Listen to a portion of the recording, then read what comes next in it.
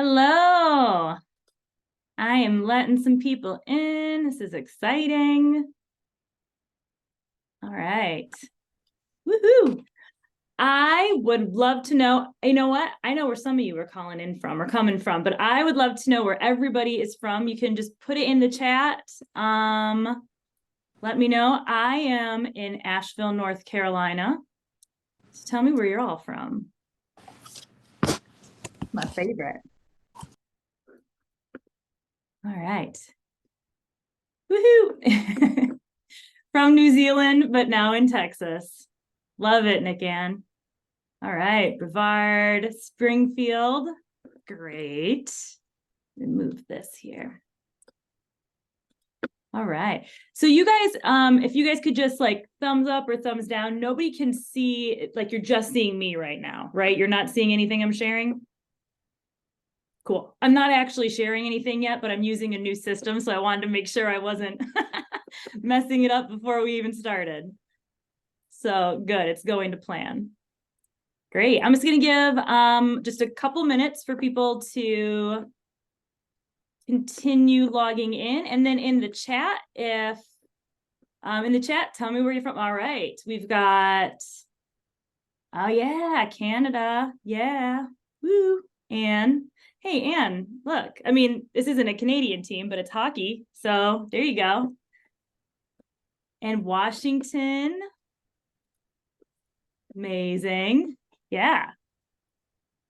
It's my good luck cup. Oh. All right. Excellent. All right, where else do we have people coming in? All right. Oh, Phoenix, nice. Spent quite a bit of time out there. All right. I'm so glad that you all have decided to spend part of your Wednesday evening where I am, but afternoon for some other people. Spend it with me. I really appreciate that. Chicago, Orlando, Asheville in the house. Nice. Asheville by way of Northville, Michigan. Same. Portland. Woo! All right, Australia, I think you currently win for furthest away. Fantastic. All right, we have a couple more people coming in. I know one of them is a West Coaster. All right, so the folks I just let in, we're just taking like another 30 seconds, but in that time, before we get started, tell me where you're calling in from or zooming in from or whatever it is we're doing. As that's I like that. I like to know where my friends are. Great. Okay, I am going to, let's get moving. All right, so thank you again, everybody, for coming to this. I have really been looking forward to this and doing a lot of planning. I'm Natalie Micale. It looks like Micale, just like, trust me, it's pronounced Micale. It's Italian, I married into it. It's just how it goes. And I'm in Asheville, North Carolina, and I am a certified career coach. I'm an executive coach. I'm a former healthcare executive, and with that comes a long-time hiring manager. So that's where the basis of today's information is from, all of that.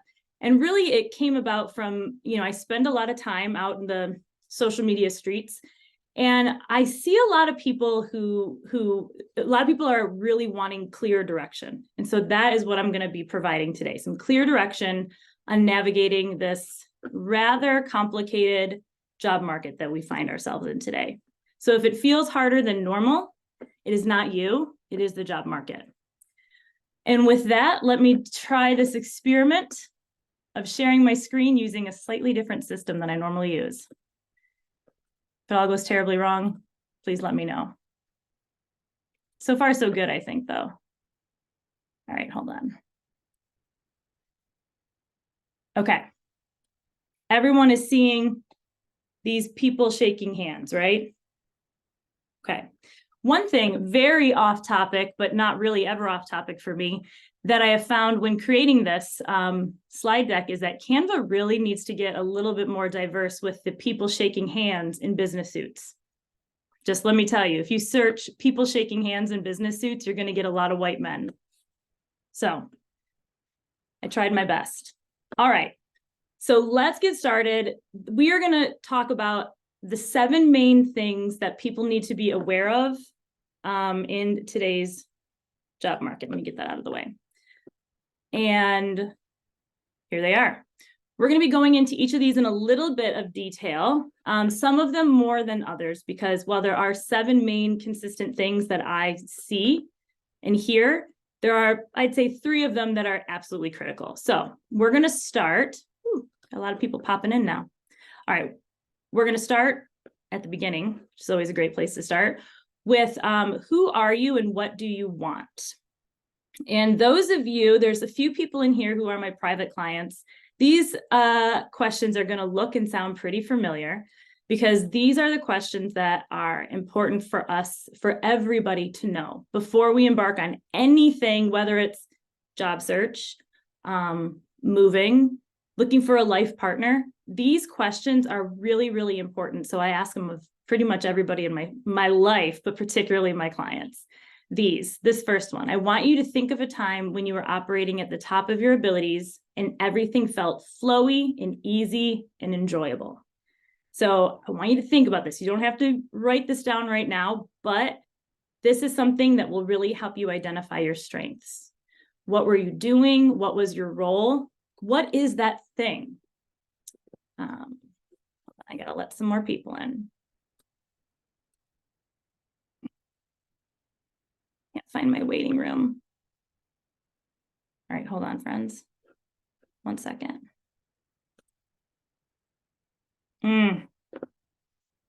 Okay, having technical difficulties. Well, sort of.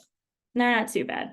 All right, so this right here. What is your role? What do you do? What's the thing that makes it easy and flowy for you?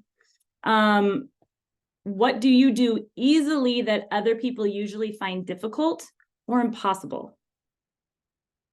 This question can be hard for some people, particularly women, because we're trying to be a little bit humble. We maybe, we've been told it's not great to think of ourselves as great, but we are great. But what is that thing you do easily, much more easily than other people? There we go. And then this next one. What is important to you and how do you show it? Really, how do you interact with the world? How do you show the things that are important to you? For me, communication is something that I really value, being direct and respectful and honest with communication. I show that by making a point to present myself in that way, and then I hold other people to that standard. But what is it that is important to you and how do you show the world? And then this last one, what are you known for? What's your thing? And when answering these questions, these are the ones that help us determine who you are and what you want. Don't be modest. Modesty is not going to help you. It is not going to be your friend in the job search process, because this is the time for you to really rediscover yourself, not be humble.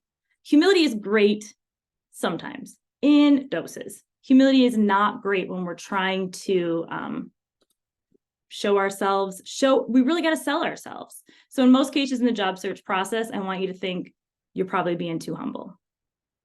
Okay, that's the first thing. Now we're going to get into a little bit of the more meat of the job search process, the job search essentials, the where, the how, and the who. All right, the where, this is an area that I think most people are incredibly comfortable and familiar with. I think most of us on here, most people I met through LinkedIn. So we're very comfortable using LinkedIn for job searches, for connecting with people, right? To an extent.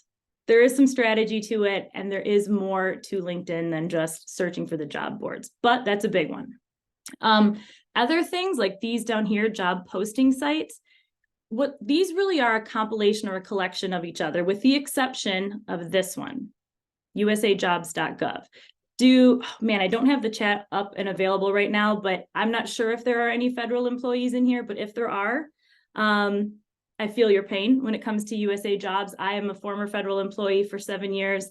But USA Jobs is a really, really important thing that most people, I don't see a lot of people talking about it. This is the one place where you will find all US federal employment has to go through this USA Jobs process. So usajobs.gov. If you're looking for a job in the States and you've not looked to see what's available in USA Jobs, it's something to consider checking out, but just know the process is going to look a lot different than it does anywhere else. It's much more complicated. It's a little clumsy, hashtag federal government. So there's some intricacies to learn about that, but it is a great place to look. And it's one of the places that a lot of people don't think about. Also, going back to the old school company websites. These are really, really helpful when you have been on LinkedIn for a very long time and everything you're applying for is through that easy apply button. My easy apply is great as far as it's great for LinkedIn. It's not necessarily the best for job seekers because sometimes my recommendation is to go to the job website. If you see an easy apply in LinkedIn, go to the company website, see if that position is also listed on their website.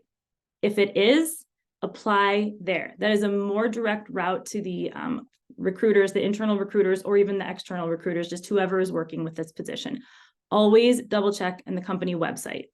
Also, there's the municipal agencies. If you want to work for the city of Chicago or you want to work for the state of Wisconsin or wherever, check the municipal and the state websites for jobs.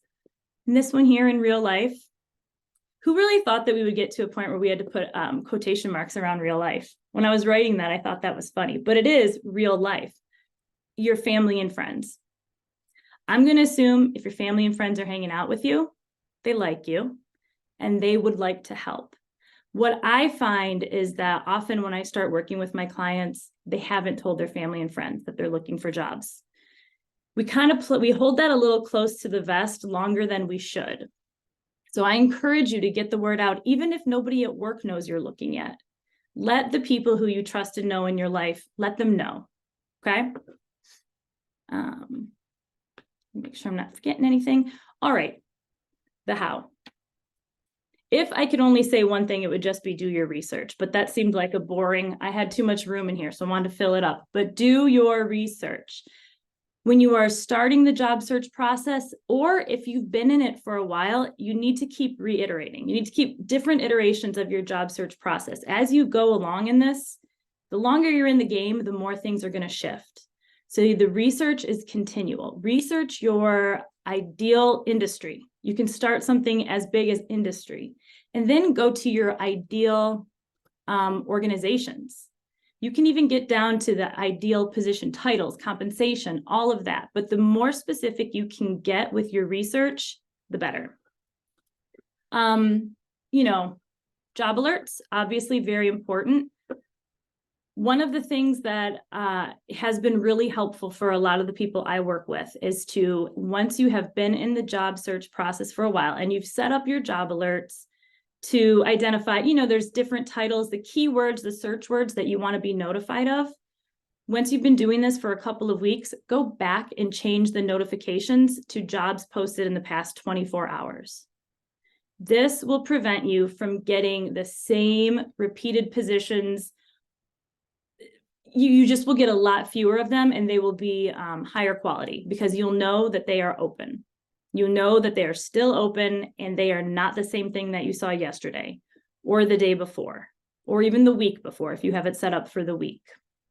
And job alerts, LinkedIn is the obvious place to do them. You can also set them up on the other job search websites. But again, I'm going to recommend LinkedIn for sure. Keeping track of your applications. I don't know. I can't see everybody right now. That's one of the downsides to this new way I'm presenting info. But I love Teal HQ for tracking your applications. tealhq.com, Excel spreadsheets, Google Sheets, all of this. You really have to keep track of these because if you're applying for several different jobs, particularly if you have done the homework up here to do your research and you've identified your top 5 organizations or even 10 organizations, you're likely going to be applying to more than one job in that organization. So you've got to have those details. The relevant info like position title, organization, date that you applied to this. And ideally, if you can have the point of contact, like the recruiter or whoever, have that in there too, to make sure that there are no additional hurdles or anything that the recruiters have to jump through to reach out to you, or that there's no delay in you identifying this is that job, this is this recruiter. Okay. I like to use a Google sheet for honestly everything. Very big fan of Google Sheets. Google, yeah, all of that. So the who. I'm not going to spend a ton of time on this because there's a lot of different kinds of recruiters. There's a lot of recruiter information out there. But the biggest thing to know is that you can search for recruiters yourself. You do not have to wait for them to come to you. But I will say with my whole chest, what I want you to do when you contact a recruiter, understand that they are super busy and that you have to have already shown that you are interested in the position by applying before you reach out to them. My advice is to not reach out to somebody, a recruiter on LinkedIn, and say, hey, I saw this position posted.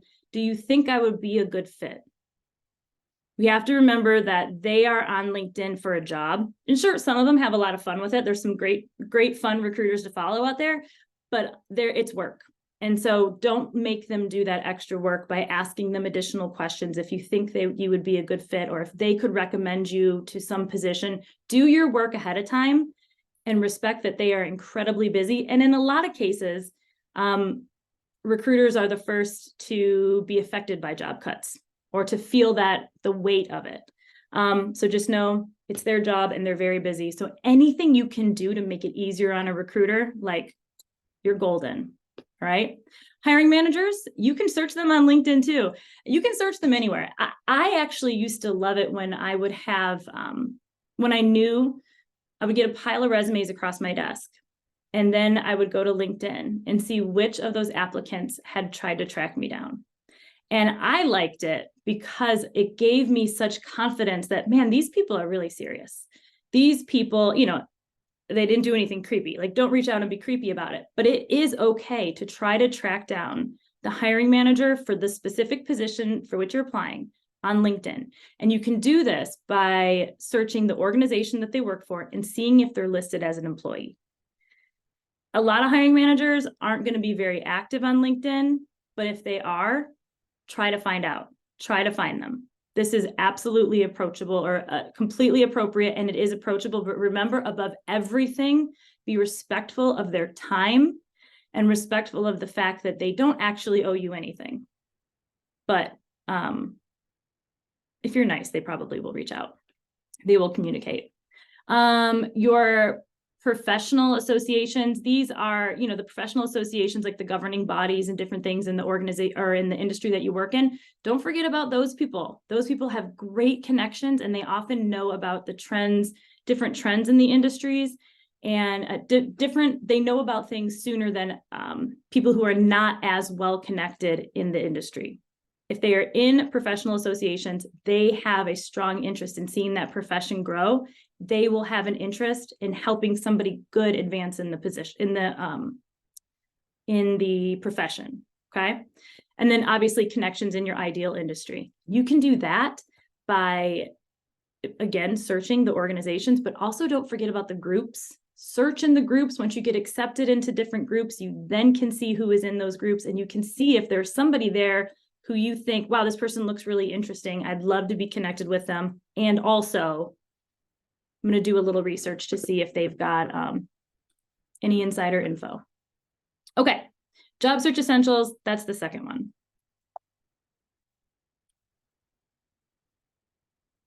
Hold on. Sorry, guys. Sorry, friends. Hold on one second. All right, there we are. This is some of my favorite stuff to talk about, friends. Resumes.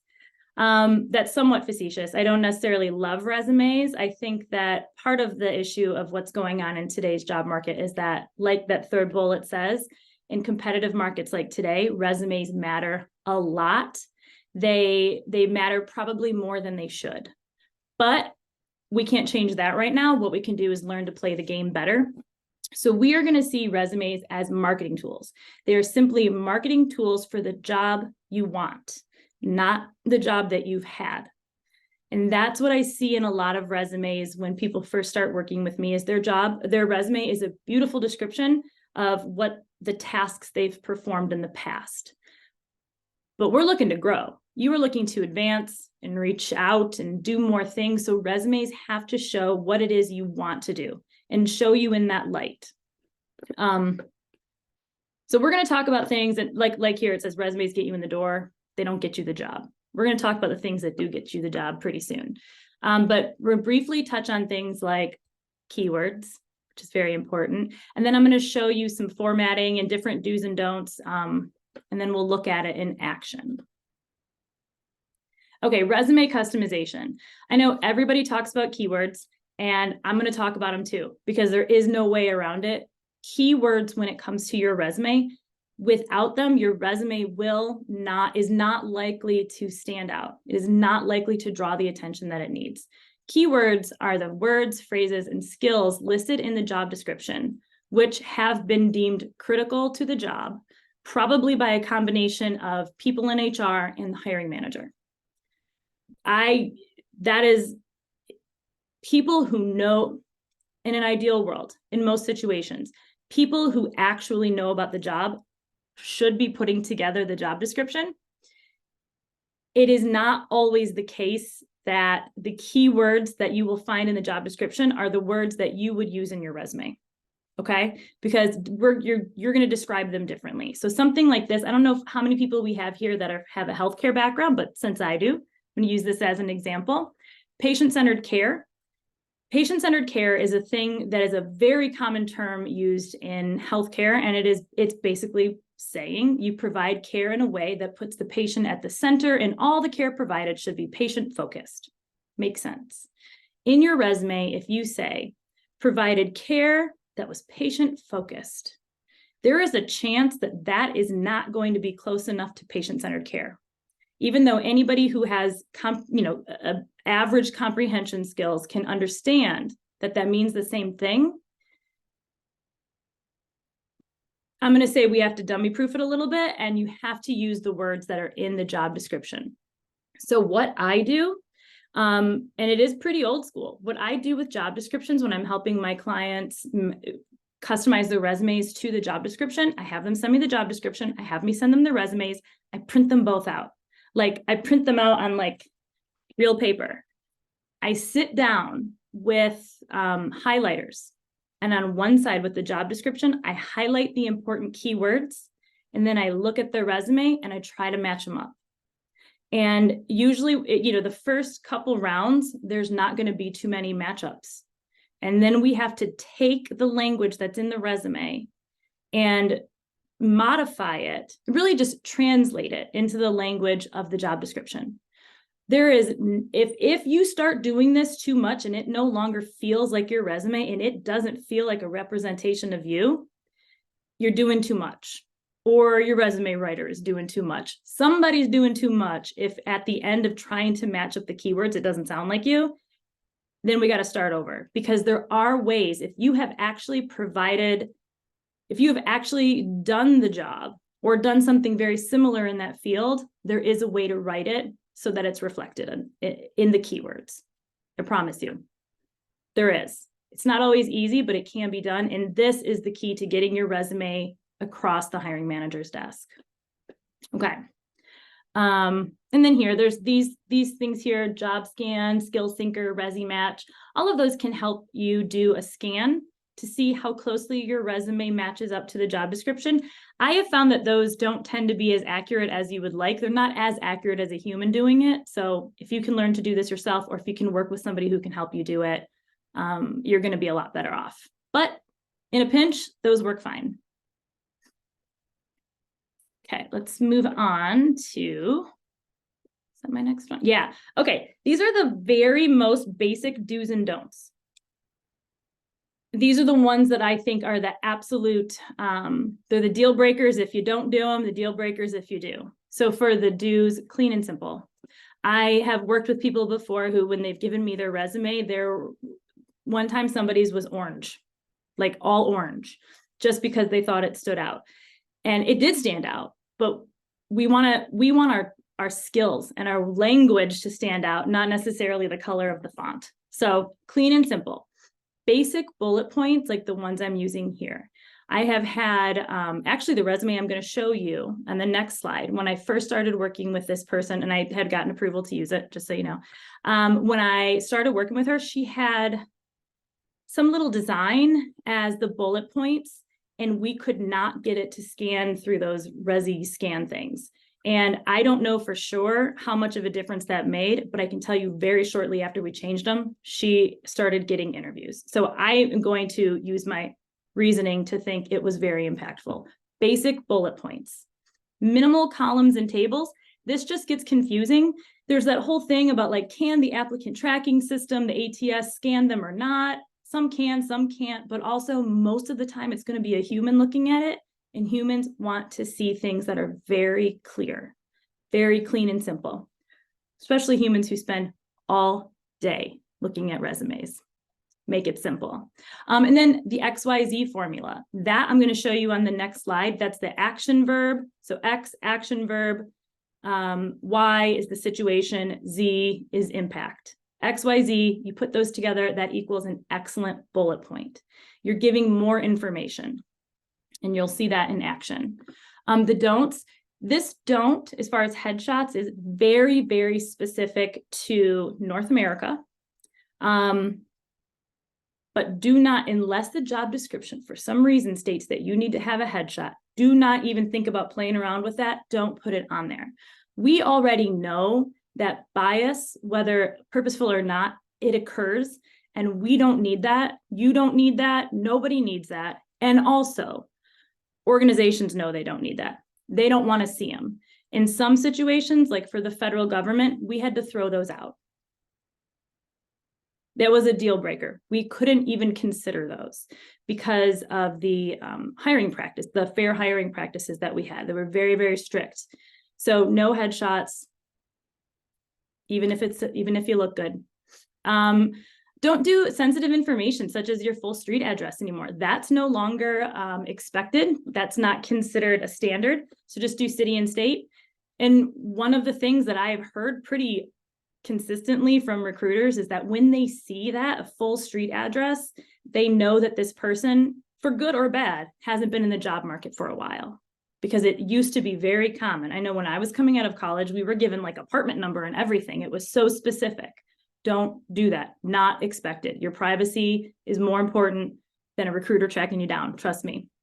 Don't do long sentences. Use bullets instead. And please do not force a 3-page resume onto 1 page. It's just not a good look. It's not necessary. I know that this is not what everybody says. I've heard several recruiters say that they just prefer a 1-page resume because you should just be able to boil it all down. I have never heard a hiring manager say that. I'm gonna look right in the camera and tell you I have never heard a hiring manager say that. I have never been on an interview panel, and I've been parts of thousands of interview panels. I have never once in real life, in practice, heard anybody say, this 3-page resume is ridiculous. This 2-page resume is ridiculous. Now, I once did have a 21-page resume, which that is ridiculous, okay? But there's a really big difference. If you have any amount of job experience, which we all do, you can have more than a 1-page resume. A little bit of white space is important, so don't cram everything down. All right, I'll get off my soapbox now. All right, let me show you. This is a real resume from a client that I worked with in the past, and it is her resume. I took all of the most of the identifying information off and changed a couple of little things, but these are the examples of this XYZ formula for the bullet points. You can see that it really demonstrates the impact that this person had on their job, the impact, not just the task, because these bullet points are meant to show outcome. Resumes are all about showing outcomes, not showing tasks. Job descriptions are tasks. Resumes are outcome oriented, okay? Great. All right, let me get off my resume soapbox entirely. And also, just so you know, I can't see the chat. I'm going to look at it after if you've got questions. Networking. Man, so many people hate networking. And I think it's because when we think about networking, we think about these weird in-person events where you like have a little business card and you're like, do I shake your hand? Do I hand you a business card? It doesn't have to be like that. There are obviously a lot of virtual networking events. There's in-person networking events, of course, but we're going to focus on LinkedIn for networking and then the other two. All right. We've talked about most of this before, but now I want you to look at it through the actual networking lens. So any sort of groups or professional associations, people who are involved in the industry you want to be in, you want to connect with these people. You want to actually see what they're doing. The more of the people who are in the industry that you are looking to either stay in, advance in, or move into, the more of these people who you run into and come into contact with on a regular basis, the better able you are to see industry trends, learn the language, speak in that way, and just feel a part of it, especially if you're changing industries. This is incredibly important if you're changing industries. You have to know how things are working. And spending time with people, even virtually, is how you'll find that out.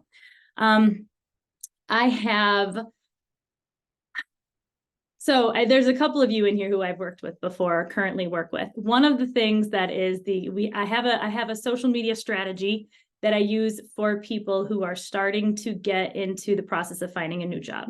And it is starting by, again, following people, connecting with people who are in your industry, and then commenting on things that they post in a very supportive, you're not jumping in head first, but you're just supporting the comments or supporting the posts that they make the ones that you actually believe are good and important. It can be intimidating to step out into particularly LinkedIn if you're not used to being active on social media. So start by connecting, and then you can start liking things. You can start commenting on people's things. I know some of you on here are like on LinkedIn as much as I am, and this is a no-brainer. Like, we live in those LinkedIn streets. Nick Ann and I do for sure. I know that. Okay. And then in-person and virtual networking.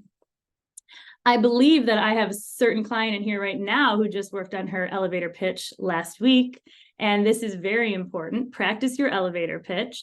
And when you are in these in-person and virtual, but particularly in person, you want to be able to get your elevator pitch down to 30 seconds or less. And your elevator pitch is just the thing that represents you, who you are, what you do, and then what you want to achieve or what you're looking for. So I'm going to read you the one that I have, my example. Might be a little over 30 seconds, but let's see. So this is what I do, a variation of this when I go to networking events. I go to a lot of in-person networking events. I actually host one. I do this all the time, and this still makes me a little nervous sometimes. So I'll be like, hey, nice to meet you. My name is Natalie Micale. I am an executive career coach, and I work with women in high-level positions. I help them advance in their careers and go further faster. In my previous work as a healthcare executive, I saw way too many qualified women question their own ability to lead and advance. And this really ended up impacting diversity at the top, which we know impacts decision-making and long-term outcomes. So now I work with women in all industries who are looking to make big, meaningful change in their lives and their organizations. People know what I'm about. People know what I have done. And hopefully, if they know somebody to refer me to, they'll keep me in mind. That's what an elevator pitch is. It is not anything where you have to represent yourself in any way that doesn't feel genuine. An elevator pitch has to be real. It has to be genuine, and you have to be comfortable delivering it. So how do you get comfortable delivering it? You just talk a whole lot. You walk around your house saying your elevator pitch. Give it to your dog. Stare at yourself in the mirror and talk to yourself. Record yourself. You guys should see the number of recordings of me saying this similar stuff I have on my phone, because I record myself to make sure that I might be nervous, but I'll be prepared. And when you're prepared and nervous, then you can kind of start changing it into that excitement thing. Okay. And the whole point of this is that the more people you meet, the more people who really have like their ear to the ground, listening for you, listening to see if there's opportunities that they can point your way, the more likely you are to get that job that you really, really want and to do it without frustration. Okay. Up next, interviewing. This is an area that I find people they're the most nervous about. Interviewing, because it really is your time to shine. Interviewing feels unnatural. And it is a little bit of like a song and a dance. It's a little bit of razzle dazzle, and that makes a lot of people really uncomfortable. But again, how do you prepare? Prepare by practicing. You can be nervous, but if you're prepared, that nervousness can kind of transform itself into excitement and readiness. So these are the three things that are really important about to know with interviews is you have to prepare to win. You have to know the common questions, and you have to be prepared ahead of time with questions to ask. So when I say prepare to win, one of the things I mean is know how to tell your story, the story of who you are and your career. Know how to tell that several different ways. The interviewers will have seen your resume.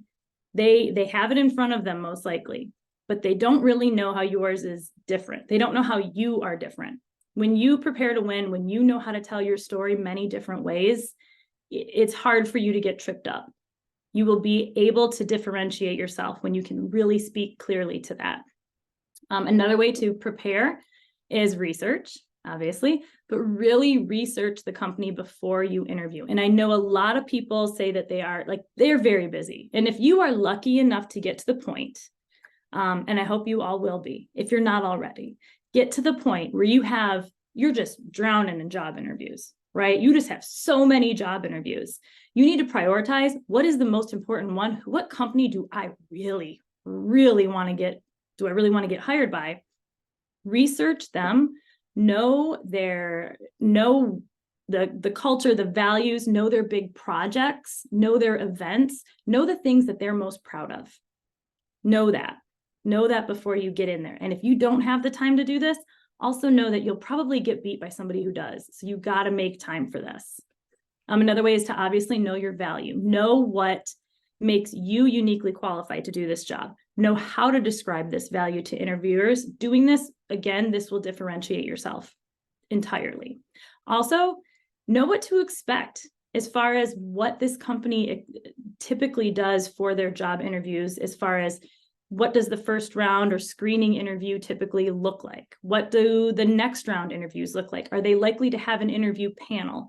Are they likely to just be with the hiring manager? You can find out a lot of this by talking to people. Obviously, that's the easiest way, is to find somebody who's been through the same process, or somebody who works with somebody who has experience with many different organizations. I can tell you a lot about a whole lot of different organizations and the how they're likely to conduct their interviews. So the more research you can do ahead of time, the better. And always ask the next steps near the end of each interview. That's a really good way to prepare yourself for the next round, because most places are now having at least 2 job interviews, sometimes many, many more. All right. So the common questions here, let's move on to the common interview questions. There are like an endless amount of interview questions that you could be asked. Okay, but we're going to just kind of quickly workshop these 4. These are 4 of the more common. So tell us about yourself and why you're the best candidate. This is pretty much going to be asked in every single job interview. And and the reason it's asked in every job interview is because it's basically an icebreaker. Something I think a lot of people don't talk about is that a lot of people on the job interview panels or the hiring managers, they're also a little nervous in interviews. Okay, so just remember that. It's not all about you. They're in their own head too. And this question, tell us about yourself and why you're the best candidate for the role, is a soft lob. It's a soft start for them. It is an icebreaker. it allows you to set the tone for the rest of the interview. And so for you to start by just briefly discussing your background, your education, then your work experience, and then you can start to focus it about your strengths or your specific job experience as it relates to the job you're interviewing for. When you are able to do that and have a prepared and thoughtful and concise response, you really demonstrate your professionalism and interest in the position, and it will stand out. It will stand out. You can start out with a bang, even with a question as basic as that. All right, this next question is a dumb question. I think this is one of the dumbest questions, but it is still asked so often. What's your weakness? Like, I feel like we feel like we need to answer it like we're Michael Scott from The Office or something and say, oh, my weakness is I work too hard. Like, don't ever say that. But it is a dumb question and we're still asked. So what my recommendation is for this is just like a golden way to answer this is choose a weakness. Don't lie. Be honest, but always choose a weakness that does not directly impact your ability to perform this job. Don't ever say that. Instead, choose a weakness that you're actively working to improve, or one that you have improved, one you have identified earlier in your career and you sought mentorship from it. You were able to, or mentorship for it, you were able to get an expert to help you. And so now you could spin it into, now I found this weakness, I was able to really fix it, and it really showed me the benefit of being a great mentor. And now I offer these, I like to make myself available to others who are finding themselves in this situation. So like, boom, you're self-aware, you knew your weakness, here's how I was addressing it, and now here's how I pay it forward. You can spin that one into a much better question, a much better answer to a very bad question. All right, 3, what was your greatest accomplishment at your most recent role? How did it impact your organization and how did it impact your customers? These multiple part questions, you have to be really sure to answer in a clear and structured manner. So in a question like this, asking about your greatest accomplishment and how did it impact other people, the interviewer may be looking to see how well you can assess your own strengths, your own weaknesses, your ability to delegate, as well as impact others in the organization, what you did and the impact it had, making sure that you're self-aware. And again, for these multi-part questions, do not hesitate to obviously take notes, but also don't hesitate to ask the interviewer to repeat it. Don't just assume that, oh, I missed my chance, I should have been listening better. No. It's assertive for you to say, actually, I forgot, I didn't write down that last part. Can you say it one more time? It's assertive and you're advocating for yourself. And like, honestly, you need to hear it again. Just ask. All right, this last question. Man, this is one I always asked people. Every single time. Tell us about a time you had conflict with a coworker. What was the situation? How did you respond? And what was the outcome? Okay. This is just a little tip. Anytime you're asked an interview question about conflict, 95 times out of 100, the interviewers are trying to assess your ability to communicate. And if we say something like, I don't really have conflict, you have absolutely bombed that question. You can answer by stating, unless you really have never had conflict, and then this would be an interesting situation. But you are really looking to demonstrate your ability to communicate, and this answer requires a very high level of emotional intelligence, tact, and professionalism. So if you can demonstrate that you handled conflict in a mature and professional way that then still provided a good outcome overall, you've nailed this question. Okay. And those are just 4 of the most common questions. There are endless amounts of questions. Thankfully, it's much less common now to be asked a completely off the wall question. Thankfully. My husband's former boss used to ask everybody who their favorite NASCAR driver was. So not good interview practices. All right, so after you have sailed through the question process in the interviews, or the interview, you are going to end up where you should ideally have time to ask In a perfect world, you have time to ask 3 to 5 questions to the interview panel or the interviewers. You may not have that much time. When you go into the interview, I want you to have at least 2 questions that are the priority that you want to ask, that you have written down, and don't forget to ask these. These are some that are great ones to ask. I always liked being asked. I encourage my clients to ask these. You know, they could be more specific to the role or your specific situation. But can you elaborate on what a typical day in this role looks like? If you're in a final round of an interview and you're actually being interviewed by the hiring manager and people who perform that job every day are intimately involved in the work that you would be doing, they should be able to answer this question easily. There's a little bit of like a pink flag if they don't know. Doesn't mean it's a terrible job. It just means that's something to look out for. If they can't answer that very first question fairly well, could be some issues. So, okay. All right, on to number 6, negotiations. I often have people give a little bit of pushback on this one when I'm coaching them and providing them with some guidance on how to approach negotiations. More often than not, people say, I've never negotiated. I'm not comfortable with this, but why should we negotiate? There are many more reasons than just these 4, but these 4 feel the most relevant to, I think, most people. So obviously fair compensation, okay? You deserve to receive in payment what you believe is just for the value that you're bringing to the organization. Not every organization lives by the, values. Not every organization believes in offering their highest salary right out the gate. I don't like it. It's a little bit of games playing, but if they're going to play those games, you got to play to win. You deserve to receive what you believe is just for the value that you bring to the organization. So we need to negotiate. Improve quality of life. Higher salary and total compensation translate to better living conditions, improved access to things like healthcare, different opportunities for you and your family's personal development, and particularly important for women, we know that when we can negotiate a higher salary, that is directly related to our physical safety. It just is. The more financially independent, the more money that we have, the more physically safe we are, and we can provide for other people to help them feel safe and secure as well. Greater equity. I don't love that part of an essential way to help close the pay gap with gender, sexual orientation, ability, disability,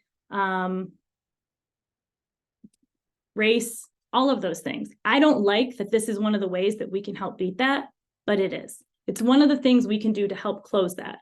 It is a much bigger problem than just us not asking for more money, but it is a thing that we can do to just help close that a little bit. It's very important to me. And then long-term financial impact and career advancement. It's really important to note that you are not likely, especially if you stay in the same organization, you're never likely to make less money. The more money you make out the gate, the more money you're going to make throughout the course of your career.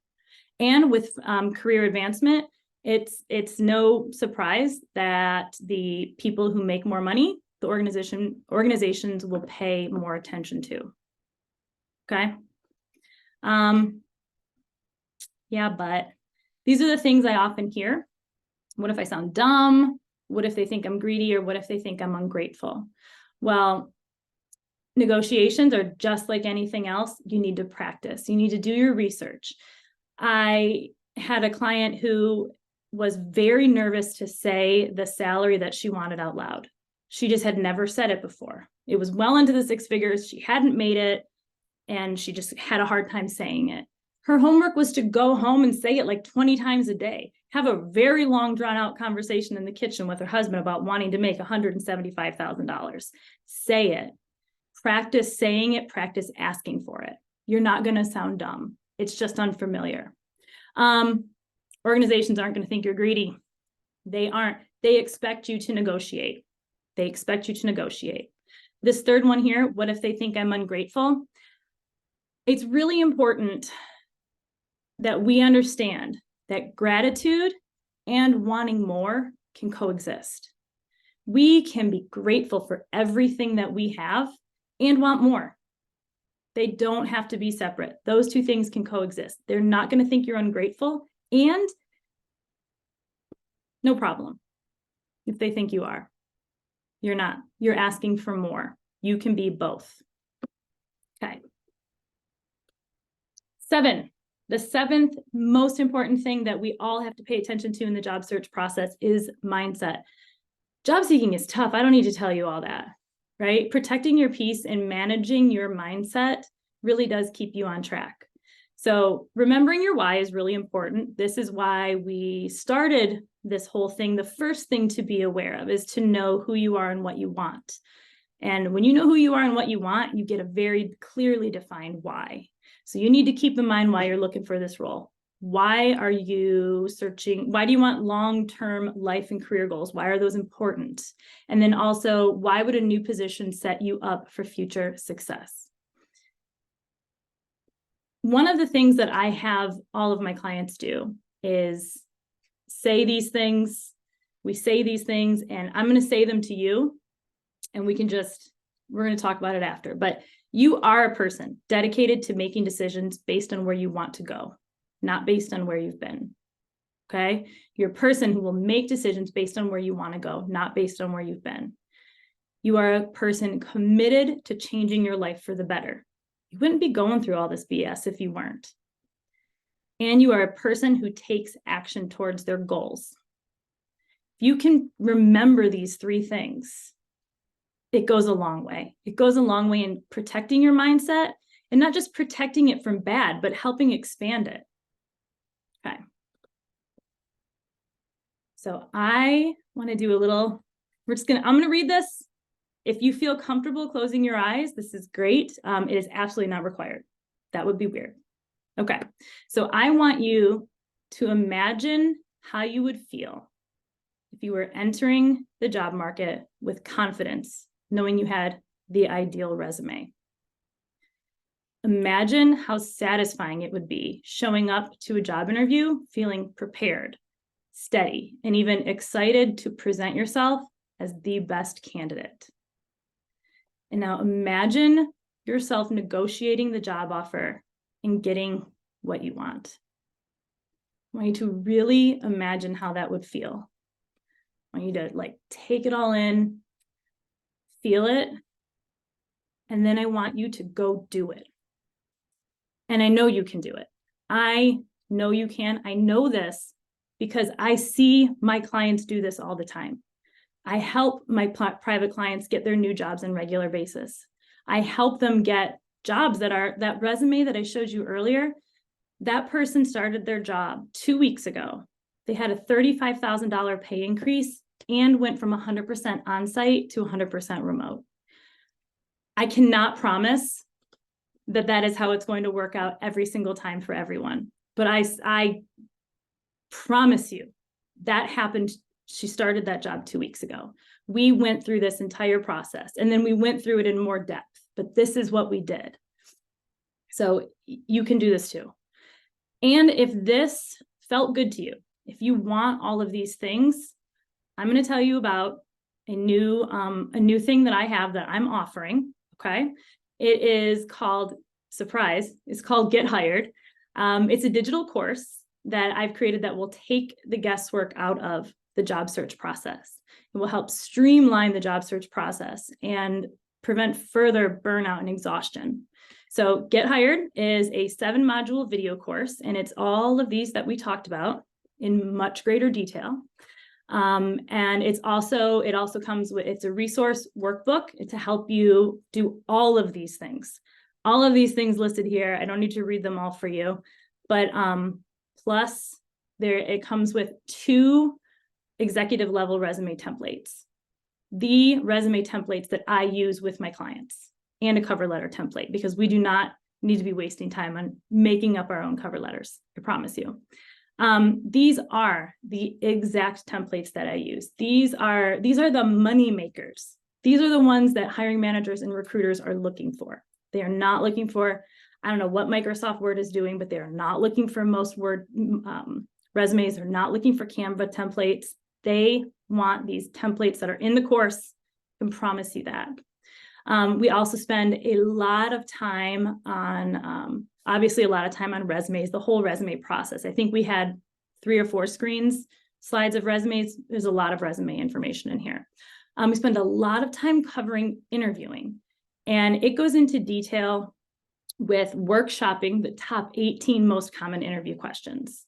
We workshop them from beginning to end to make sure that you know what the keys are to answering these questions in a way that will immediately get people's attention and that will be memorable for all the right reasons, the good reasons. And that's done in the video, and it's done in a written resource. So however you learn best, I got you covered. And also we go over all the things like the networking like a pro, negotiating your salary and total compensation with absolute confidence so that we can help close those gaps, and managing your mindset through it all. There's resources to help keep you on track on a daily basis. And with all of this, you get lifetime access. You just get this all. So lifetime access for all of that. And so these are the packages. The course, which is everything I just described, the 7-module course, the resume and cover letter template, and lifetime access to the videos and workbooks, $200. One time, $200. But here's what I'm really excited about. The VIP package. I have a very limited number of these available, and it has everything that we've discussed, plus some one-on-one support, like a one-time resume review by me and a 1-hour career strategy call with me. This is, like I said, it's limited. I'm limiting this to 20 people because I am only one person, and I want to make sure that I'm able to keep this really high touch and keep this as high level as it needs to be for the people who opt in for this package. But that said, I have, you all are the first ones to hear about it, with very few exceptions. You all here are the first ones to hear about this. So everybody here gets offered this first.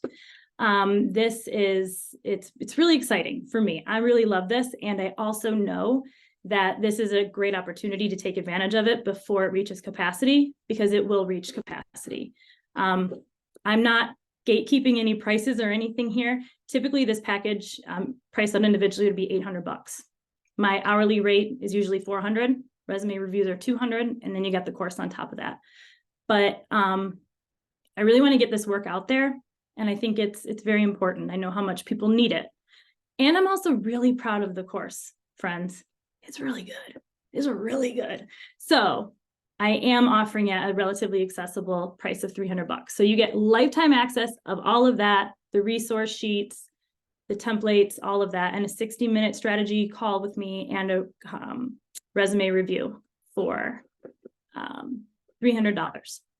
So if this is something that feels good, all right, I stopped sharing, right? Okay, if this is something that feels good to you and it feels like you want to know more about it, I am putting this in the chat so you can check it out. And also you're going to be getting an email about it. And oh my gosh, you guys have a couple of things here. Look at that. Oh my gosh, you all are busy in the chat. All right, let's go through some stuff.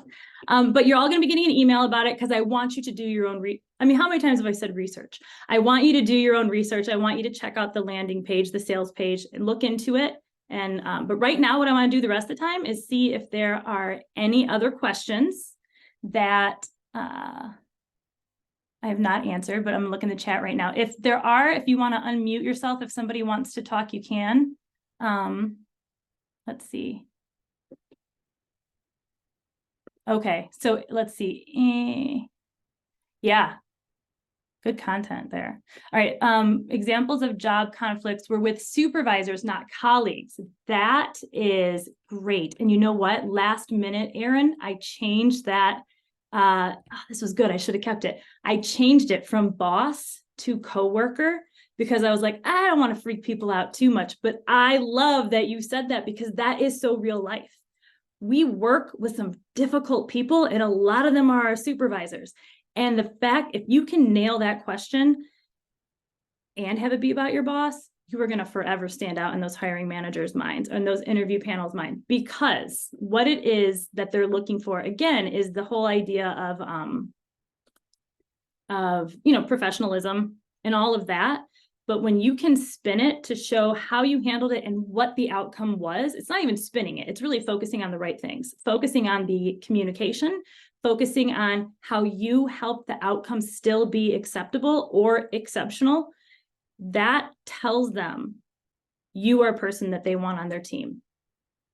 Everybody wants to work with people who are, if you could work with a bunch of people who are great at conflict management, I mean, most people would kind of like their jobs, right?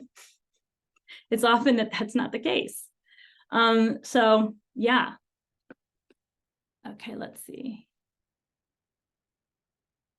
If the job listing gives an hourly range, and asks us to list a number in that range in the application, what do you recommend? If it is a required part of the job application and you have to put something in there, go to those job sites that I recommended and then put in the higher range. If you have to put something in there, if you don't have to, or if you can free text like negotiable or something like that, do it. But a lot of times now that they're also like formulated, you usually have to put something in. Put the higher range. Put the higher range. Okay. Let me, I'm trying to put this in here. Let's see what else we got. Melanie, dibs on one of the VIP. Get it, girl. Yeah. Oh, okay. You say a teeny bit above or below. You can go anywhere around that range. It's honestly not going to be that important, because in my experience, when it comes to the people who are making the decisions, we don't even know what you put in there for the most part. Any other questions that I can answer about anything in the job search process or the course or any of it? I really, I'm just so thankful. There's a good number of us in here. That's so fun. Natalie, I have a question. Yes. Go, Kristen. Yeah. Hello. I have a question about putting the open to work banner on LinkedIn, or maybe you're not ready to put that on there. Oh, so I was going to say, of course, you need to. That's crazy. That's ridiculous. You or somebody else may not, like, no, you should. I know your story, your situation, absolutely do it. I don't actually know a recruiter in real life who thinks that those green ready to work or open to work banners are bad. I don't know one in real life. I know I have seen people make comments about people who say that they're bad, and there's probably somebody out there who's saying it, but I'm going to go with that person either isn't a recruiter, isn't a hiring manager, or is very bad at it, not good. So I think that it is free game. It's fair game. What that does is when they have, there's a LinkedIn called, I don't know if anybody here has LinkedIn Sales Navigator, but it's like the higher level of LinkedIn that you can have. And oftentimes recruiters and people who are like in sales positions will have it. You can search people by different things that they have like pinned or on their profile. So they can search you by open to work. Isn't there the option though for the quiet open to work? So it doesn't actually show the green banner, but it'll still flag it in those systems that person. Okay. Yeah. That's a smart feature that they have. I just want to make just a quick comment about the entering a wage on a lot of the forms where it's required that you put something in there. Those forms aren't coded to check to make sure it's actually a numeric value. So it doesn't differentiate on a lot of them between alpha and numeric. So in a lot of those, you literally just have to put something in. So you could, put in negotiable or something like that. Some of them, it will kick it out, but a lot of them that I've seen, it's an open text field. Yeah, that's a really good point. Sorry, I do UX stuff, so. Yeah. Man. It's good to know people in good places. Thank you for having that information. I always recommend if you can put negotiable or if you can put open or whatever, put that in there. It isn't gonna tie you to anything. I just put the link to the course and the VIP package in the text box because I have to practice using this format a little better. It took me a little longer to get there this time to how to find it, but yes, awesome information. What are your thoughts about posting on LinkedIn about being open to work after a layoff? Yeah, I think posting that you are open to work is great. It really goes to that networking. Networking has always been really important in anything, but in the career advancement job search process, we used to think about it as like, it's not what you know, it's who you know.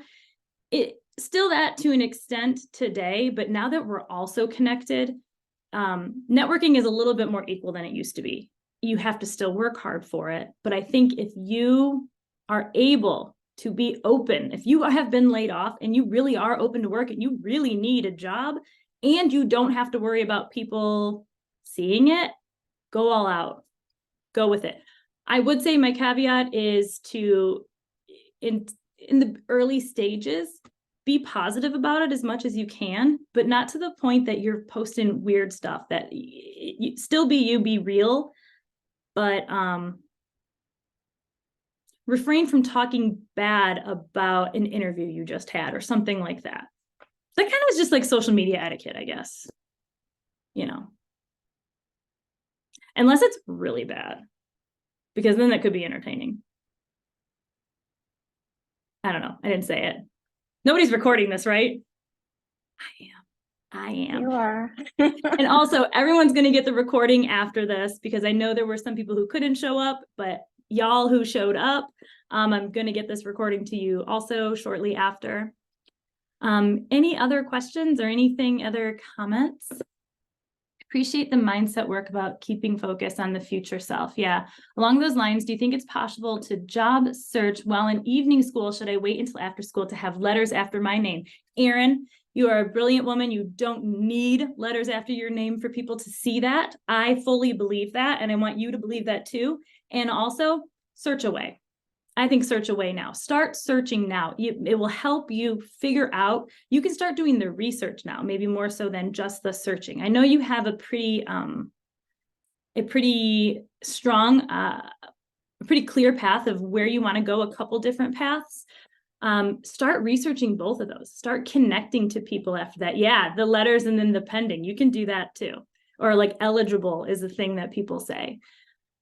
I encourage you to dig in to however many fields that you're interested in right now and start doing the research and start connecting with people in all of those industries. And reach out to me when you need to, Erin, because I always look forward to talking. Yeah. And the forward thinking, the always thinking about making decisions based on where you want to go, based on where you have been, that's tough because the human brain we are conditioned to just keep doing what we've always done, but that's not what we want. We have those new connectors, neural pathways. We got to intentionally build those, and it can be done. It takes a lot of work, but anything great is worth a lot of work. Yeah, make sure that the letters, that pending isn't an issue. It does depend on the letters, and depending on your industry, Nick, and this is such a good point, it maybe does not make much of a difference. You did get your MBA in March, and I am very proud of you for that. I think that's incredible. And you say it hasn't helped you at all. I think that your MBA, I think it's your experience that's going to help you, Nick Ann. You are a wealth of years of information, and you are a mentor to many, many people. That's more important. But I get what you're saying. I hear your point. All right, what else? What else do y'all have? I'll just say this was a topic that for a long time I shied away from presenting on like a larger scale like this and just did with my clients one-on-one, because it really felt like, oh, it was never like my favorite part of what I do. It has become so rewarding to now over the last few years, now that the job search process has really changed and LinkedIn has really changed, it has become something that I feel it doesn't matter if you like it or not. It is so important to help people figure out the easier way, the clearer paths to get jobs, that I kind of got over myself, I guess is what I'm saying. I really enjoy it now. Yeah, of course. You're all very welcome. All right. Y'all are going to get an email from me in 4 minutes. I've got it all timed. I'm ready to go. It's just going to have information on where to look into the course and where you could purchase it and just a little bit more detail. And again, if we're not connected on LinkedIn, please find me, Natalie Micale Coaching. There is another Natalie Micale. I don't know how she says her name, but she spells it the exact same way. And she is also a fairly light-skinned woman with dark hair. So she doesn't look like me, but like there's enough similarities that I get confused sometimes when I see her pop up on my feed. So it's Natalie Micale Coaching. Please connect with me because I encourage you, if you have a question going forward, you just need to DM me with something. DM me. I don't know that I'm gonna be able to answer it, but I know that I'm going to be able to be there and hear you and listen for sure. Okay. All right, friends. This was fan-freaking-tastic. I'm so thankful that you all stayed through the whole thing and that you came to spend your evening with me. All righty, I am going to log out, and within the next hour or so, you're going to get another email from me, but it will be the recording. All right. All right. Bye, everyone. Thank you so much.